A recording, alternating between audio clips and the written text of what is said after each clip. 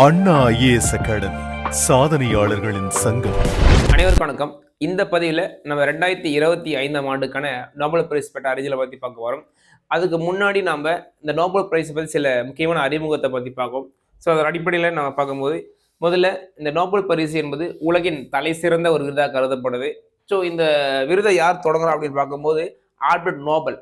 So இவர் தான் பார்த்தீங்கன்னா இந்த டைனமைட் என்ற ஒரு வெடிப்பொருளை உருவான. டைனமைட் என்பது நைட்ரோகிளிசரின் மற்றும் எதுனா இந்த சிலிக்கா மற்றும் அந்த மரக்குள் சேர்ந்து தயாரிக்கப்பட்ட ஒரு பயங்கரமான ஒரு வெடிப்பொருள்.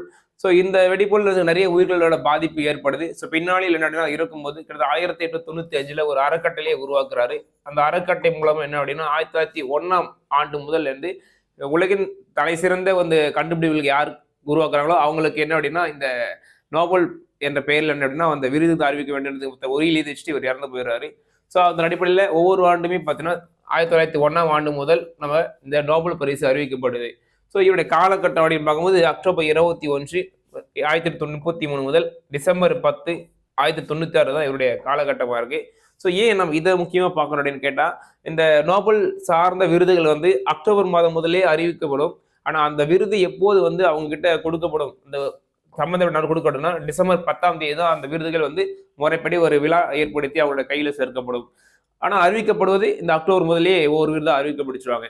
ஸோ முதல்ல இந்த நோபல் பரிசு பிரிவுகள் பார்க்கும்போது நம்ம கிட்டத்தட்ட 6 பிரிவுகளுக்கு என்னடினா அந்த நோபல் பரிசு கொடுக்கப்படுது.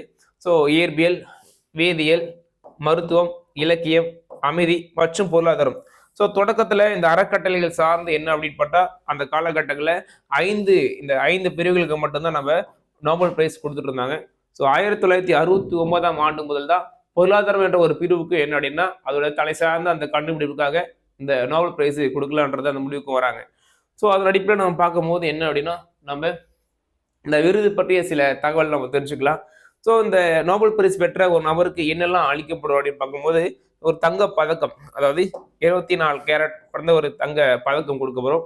இது 1980 தான் அறிமுகப்படுத்துறாங்க. இது தவிர அந்த நோபல் பரிசு சார்ந்த ஒரு சர்டிபிகேட், ஒரு சான்றிதழ் கொடுக்கப்படும்.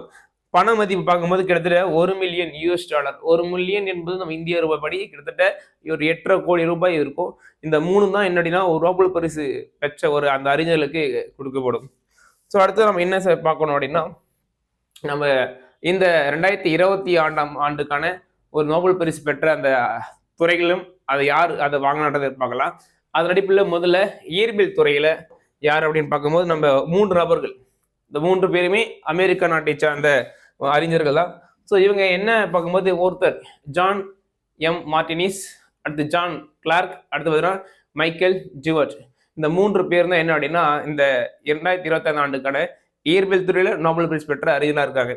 எதுக்காக இவங்க இந்த பரிசு அறிவிக்கப்பட்டு பார்க்கும்போது அந்த கண்டுபிடிப்பு குவாண்டம் இன்ஃபர்மேஷன் டெக்னாலஜி. இந்த டெக்னாலஜி தான் அப்படின்னா இவங்க மிக முக்கியமான ஒரு புரட்சியை ஏற்படுத்துறாங்க இந்த மெக்கானிக்கல் டெக்னாலஜி மூலியமா, குவாண்டம் இன்ஃபர்மேஷன் டெக்னாலஜி. ஸோ இதுக்காக தான் என்ன அப்படின்னா இது வந்து வருங்கால அப்படின்னா ஏற்படக்கூடிய பல்வேறு புரட்சிகளுக்கு வழிவகக்கூடிய ஒரு முக்கியமான ஒரு கண்டுபிடிப்பு. இதுக்காக இவங்க 3 பேருக்குமே என்ன அப்படின்னா இயற்பியல் துறைக்கான 2025 ஆண்டுக்கான நோபல் பரிசு அளிக்கப்பட்டது. ஸோ இந்த 3 பேர் நம்ம பார்க்கணும். அடுத்ததாக பார்க்கும்போது வேதியியல் துறை. வேதியியல் துறையில் பார்த்தோம் என்ன அப்படின்னு பார்த்தோம் அப்படின்னா இந்த 3 நபர்கள், அதாவது சுசு கெடாகவா, அடுத்து ரிச்சர்ட் ராப்சன் மற்றும் ஓமர் யாஜி, இந்த 3 பேருக்கும் கொடுக்கப்பட்டது. ஸோ இந்த சுசுமா பார்க்கும்போது ஜப்பான் நாட்டை சார்ந்தவர், இவர் ஆஸ்திரேலியா நாட்டை சார்ந்த அறிஞர், அடுத்து இவர் பார்த்தீங்கன்னா அமெரிக்க நாட்டை சேர்ந்த ஆராய்ச்சியாளர். இந்த 3 பேருக்கு என்னன்னா வேதியியல் துறை. வேதியியல் துறையில் பொறுத்த வரைக்கும் என்னன்னா அந்த உலோக கருவு கட்டமைப்புல ஒரு புதிய ஒரு மூலக்கூறு உருவாக்கத்தை என்னன்னா உருவாக்குறாங்க. ஸோ இந்த உருவாக்கத்துக்காக தான் என்னன்னு கேட்டோம் அப்படின்னா இவங்களுக்கு இந்த 2020 ஆண்டுக்கான முக்கியமான ஒரு நோபல் பிரைஸ் கொடுக்கப்பட்டது. ஸோ இது நம்ம ஒரு ஷார்ட்டாக ஞாபகம் வச்சுக்கலாம். என்ன அப்படின்னா சுசுவும் ரிச்சர்ட் என்ன அப்படின்னா வேதியியல் ஹோம்ஒர்க்கு முடிக்கல, ஓம்னா ஓமர். ஸோ இந்த மாதிரி கூட ஈஸியாக ஞாபகம் வச்சுக்கலாம். சுசுவும் ரிச்சர்ட்டும் ஹோம்ஒர்க் என்ன ஹோம்ஒர்க் வேதியியல் ஹோம்ஒர்க்கு கம்ப்ளீட் பண்ணல அப்படின்னு நம்ம தெரிஞ்சுக்கலாம். ஸோ அப்போ இது நம்ம வேதியியல் துறைக்கான மிக முக்கியமான ஷார்ட்கட் எடுக்கலாம். அடுத்தது மருத்துவம் துறைக்கான நோபல் பிரைஸ். ஸோ இதில் யார் அப்படின்னா இதில் வேறு 3 நபர்கள். ஸோ அதில் முதல்ல மேரி இ பிராங்கோ, அடுத்து ஃப்ரெட் ரேம்ஸ்டட், அடுத்து 3வது ஷிமான் சககுச்சி. இந்த 3 நபர்களும். ஸோ இவங்க 2 பேருமே அமெரிக்க நாட்டை சேர்ந்த அந்த ஆய்வாளர்கள். அந்த ஷிமான் சககுச்சி மற்றும் ஜப்பான் நாட்டை சேர்ந்த அந்த ஆய்வாளர். இவங்க எதுக்காக அப்படின்னு பார்க்கும்போது மனித உடல் செல்களை தாக்கக்கூடிய தன்னுடல் தாக்கு நோய், ஆட்டோ இம்யூன் டிசீஸ் அப்படின்னு சொல்லுவாங்க. அது நம்ம உடல்ல என்ன அப்படின்னு பார்த்தோம் அப்படின்னா ஒரு நோய், மிகப்பெரிய மிக சக்தி வாய்ந்த நோய் எதிர்ப்பு மண்டலம் இருக்கும். அந்த நோய் எதிர்ப்பு மண்டலே தாக்கக்கூடிய சில ஆட்டோ இம்யூன் டிசீஸ் என்ற சில அமைப்பு இருக்கும். அந்த அமைப்பை பாதுகாக்கக்கூடிய ஒரு மூலக்கூறு கட்டமைப்பை இவங்க உருவாக்கி இருப்பாங்க. ஸோ அதுதான் பார்த்துட்டீங்கன்னா மனிதோட செல்களை தன்னுள் தாக்கும் நோய்களுக்கு எதிராக பெரிஃபெரல் இம்யூனல் டாலரன்ஸ் என்ற ஒரு புதிய ஒரு பாதுகாப்பு ஒரு அமைப்பு என்ன அப்படின்னா இவங்க உருவாக்கி இருப்பாங்க. இதோட அந்த கண்டுபிடிப்பு என்ன அப்படின்னா இந்த 3 பேருக்குமே மருத்துவம் சார்ந்த அந்த நோபல் பிரைஸ் கொடுத்துருப்பாங்க. ஸோ நம்ம ஞாபகம் வச்சுக்கணும், மேரியும் ஃப்ரெட்டும் என்ன அப்படின்னா மானுக்கு மருத்துவம் பார்த்தாங்க. மேரியும் ஃப்ரெட்டும் மானுக்கு மருத்துவம் பார்த்தாங்க அப்படின்னு நம்ம ஞாபகம் வச்சுக்கலாம். இதுக்கான நம்ம ஒரு எளிமையான ஒரு ஷார்ட்கட்டாக எடுத்துக்கலாம். அடுத்ததாக பார்க்கணும்னா இலக்கியம். ஸோ இலக்கியம் சார்ந்த இந்த துறை யாருக்கு அப்படின்னு பார்க்கும்போது இந்த 2020ஆம் ஆண்டு லாஸ்டோ கிரான்ஸ்டோ ஓர்காய் தான் இவர் ஹங்கேரிய நாட்டை சார்ந்த மிக சிறந்த ஒரு எழுத்தாளர். ஸோ இவரை பார்த்தோம் அப்படின்னா குறிப்பாகவே மனித மனங்களை ரொம்ப ஆழமா ஊடுருவிய நிறைய படைப்புகளை கொடுத்திருப்பாரு. அந்த மிகவும் ஆழமான அந்த உருவாக்கத்தை கூட எளிமையான வார்த்தைகளை கொண்டு எல்லாருக்கும் புரிகிற வகையில் என்ன அப்படின்னா இவர் தன்னுடைய படைப்புகள் மூலமா மக்களுக்கு கொண்டு போய் சேர்த்திருப்பாரு. ஸோ அந்த ஒரு வாழ்நாள் சாதனை அப்படின்னா என்ன பண்ணியிருப்பாங்க அப்படின்னா இந்த இலக்கியத்திற்கான பரிசு கொடுத்துருப்பாங்க. ஸோ இவருடைய முதல் நாவல் அப்படின்னு பார்க்கும்போது சாண்டாண்டகோ அப்படின்னு நம்ம சொல்லுவோம். இதுதான் என்னுடைய முதல் நாவல். இதுலயே மிகப்பெரிய ஒரு புரட்சி அப்படின்னு உலகம் முழுவதும் எழுதப்படுத்திருப்பாரு. அடுத்தது இவருடைய மற்ற நாவல்கள் அப்படின்னு பார்த்தோம் அப்படின்னா the melancholy of resistance, the melancholy of resistance. அடுத்ததா war and war, the last wolf, a mountain to the north. அடுத்ததா த வேர்ல்டு கோஸ் ஆன். கடைசியா a lake to the south. இதெல்லாமே ரொம்ப புகழ்பெற்ற இவருடைய இலக்கியமும் நம்ம உலகில் பார்க்கப்படுது. அதுகளில் விற்பனையான நூலமாகவும் இருக்கும். அடுத்து பார்த்தோம் அப்படின்னா நமக்கு அமைதிக்கான நோபல் பிரைஸ். ஸோ இது பார்க்கும்போது இந்த 2025 மரியா கொரினா மச்சாடோ எந்த நாட்டை சார்ந்தா வெனிசுலா நாட்டை சார்ந்த இவருக்கு இந்த கொடுத்துருப்பாங்க, கொரினா மச்சாடோ. ஸோ வெனிசுலா நாட்டை சேர்ந்த மிக முக்கியமான. ஸோ காரணம் என்னன்னு பார்த்தோம் அப்படின்னா இவங்க வெனிசுலா நாட்டில் குறிப்பாக அந்த ஜனநாயக இந்த உரிமையை வந்து மிக முக்கியமா அந்த அரசியல ஜனநாயக ரீதியாக நடைபெறணும் அப்படின்னா நிறைய போராட்டத்தை எடுத்துட்டு இருப்பாங்க.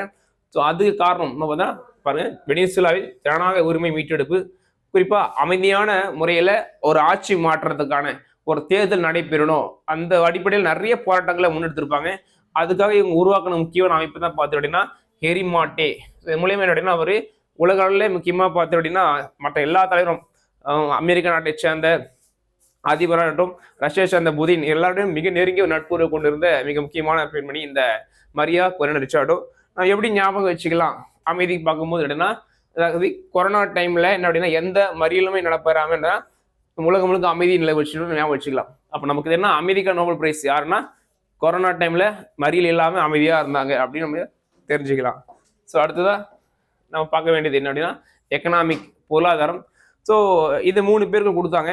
ஸோ பார்த்தீங்கன்னா அமெரிக்க நாட்டை சார்ந்த ஜோவல் மெக்கூர், அடுத்து பிலிப்ஸ் ஏஜியன் மற்றும் பீட்டர் ஹாபிட்டிட், இந்த 3 பேருக்குமே என்ன அப்படின்னு பார்த்தோம் அப்படின்னா நமக்கு பொருளாதாரத்துக்கான நோபல் பிரைஸ். ஸோ எதுக்காக அப்படின்னு பார்க்கும்போது ஒரு நாட்டோட பொருளாதார வளர்ச்சிக்கு புதிய கண்டுபிடிப்பு, த கிரியேட்டிவ் இனோவேஷன்ஸ் அதுவும் மற்றும் தொழில்நுட்பத்தின் பங்களிப்பு, குறிப்பாக இவங்களுடைய கிரியேட்டிவ் டிஸ்ட்ரக்ஷன், இந்த தொழில்நுட்பம் வந்து அப்படின்னா இந்த உலக அளவில் என்ன அப்படின்னா பொருளாதாரத்தில் மிக அதிக அளவில் நம்ம என்ன போற்றக்கூடிய ஒரு டெக்னாலஜி உருவாக்கி இருப்பாங்க. குறிப்பாக இவங்க டெக்னாலஜி வந்து கிரியேட்டிவ் டிஸ்ட்ரக்ஷனா புதிய பொருள் அறிமுகப்படுத்த பழைய பொருட்கள் எல்லாமே இவங்க ஆட்டோமேட்டிக்காக டிஸ்ட்ராக்ட் ஆகிட்டே வரும். அதுதான் இவங்களுடைய டெக்னாலஜியாக இருக்கும்.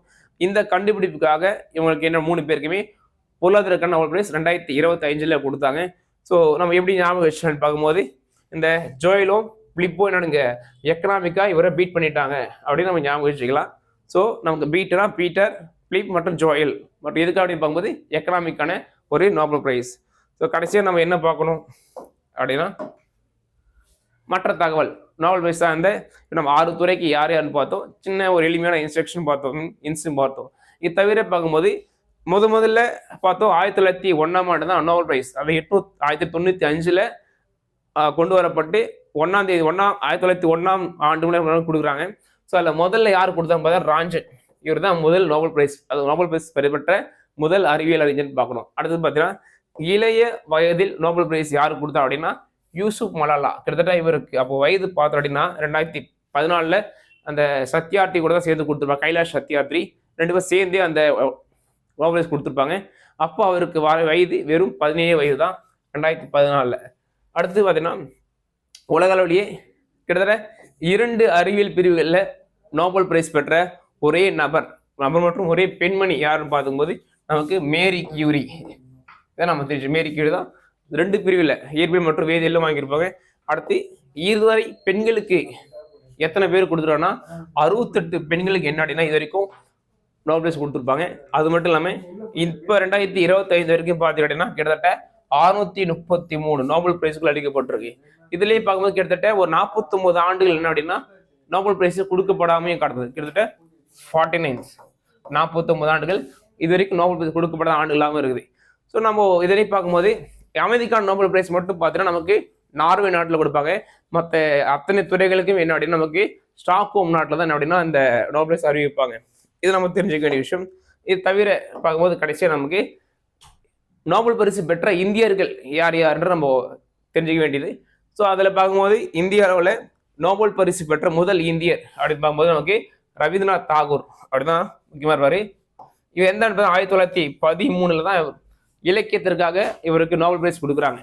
ஸோ அதில் பார்க்கும்போது என்ன அப்படின்னு பார்த்தோம் அப்படின்னா கீதாஞ்சலி என்ற அந்த இலக்கியத்தை மொழிபெயர்த்தனுக்காக என்ன பண்ணியிருப்பார் ஆங்கிலத்தில் இவருக்கு இந்த பரிசை கொடுத்துருப்பாங்க. அடுத்து sir C V Raman effect அல்லது விளைவு படிப்பும் 1930 ஈர்வல் துறைக்காக ஒரு நோபல் பிரைஸ் இவர் பெற்றிருப்பார். அடுத்ததா சர் ஹர்கோவிந்த் கொரானா இவர் என்னன்னு மருத்துவத்திற்கான நோபல் பிரைஸ் 1968 இவரும் கொடுத்துருப்பாங்க. ஸோ அடுத்ததாக பார்த்தீங்கன்னா அன்னை தெரேசா இவரோட அப்படின்னா அமைதிக்கான நோபல் பரிசு பெற்ற முதல் இந்திய பெண்மணி யாருன்னா இவங்க தான் 1979 இவருக்கு நோபல் பரிசு கொடுத்துருப்பாங்க. அடுத்து முக்கியமான சுப்பிரமணியன் சந்திரசேகர் இந்திய வம்சாவளியை சார்ந்தவர். இவருக்கு 1983 இயற்பியலுக்கான நோபல் பிரைஸ் கொடுத்துருப்பாங்க. அடுத்து அமர்த்தியா சென் குறிப்பா பொருளாதாரக்கான நோபல் பிரைஸ் பெற்ற முதல் இந்தியர் 1998 என்று பார்த்தீங்கன்னா இவருக்கு நோபல் பிரைஸ் கொடுத்துருப்பாங்க. அடுத்து VS நைபால் இவர் இலக்கியத்திற்கான நோபல் பரிசு 2001 கொடுத்துருப்பாங்க. அடுத்து ராஜேந்திரகுமார் பச்சோரி இவருக்கு அமைதிக்கான நோபல் பிரைஸ் 2007. அதுக்கு வெங்கடராமன் ராமகிருஷ்ணன் வேதியியலுக்கான நோபல் பிரைஸ் 2009 கொடுத்துருப்பாங்க. இவரும் என்னன்னா இந்திய வம்சாவளியை சார்ந்தவர் தான். அடுத்து கைலாஷ் சத்யாத்ரி இவர் தான் அந்த யூசுப் மலாலா 2 பேர் சேர்ந்துமே அமைதிக்கான நோபல் பிரைஸ் 2014 கொடுத்துருப்பாங்க. ஸோ அடுத்து பார்க்கும்போது நமக்கு அபிஜித் பானர்ஜி இவர் பார்த்தோம் அப்படின்னா நமக்கு பொருளாதாரத்துக்கு நோபல் பரிசை பெறுவார். இவரும் இந்திய வம்சாவளியை சேர்ந்தவர் தான். இவருக்கு இந்த பரிசு அளிக்கப்பட்டிருக்கும். ஸோ இதுதான் என்ன அப்படின்னு பார்த்தோம் அப்படின்னா நமக்கு இது வரைக்கும் நோபல் பிரைஸ் பெற்ற இந்தியர்கள். ஸோ அப்போ நம்ம இந்த பதிவில் பொதுவாக நோபல் பிரைஸ்னா என்னன்னு பார்த்தோம். ஸோ அது தவிர இந்த 2025 ஆண்டுக்கான அந்த எல்லா 6 துறைக்கும் யார் கொடுத்தாங்கன்னு பார்த்தோம். ஸோ கடைசியாக நோபல் பிரைஸ் இந்தியர்கள் யார் என்பதை பார்த்துருந்தோம். ஸோ இந்த தகவல் நிச்சயமாக நமக்கு போட்டித் தேர்வுக்கு பயனுள்ளதாக இருக்கும்னு நம்புகிறோம். நன்றி, வணக்கம்.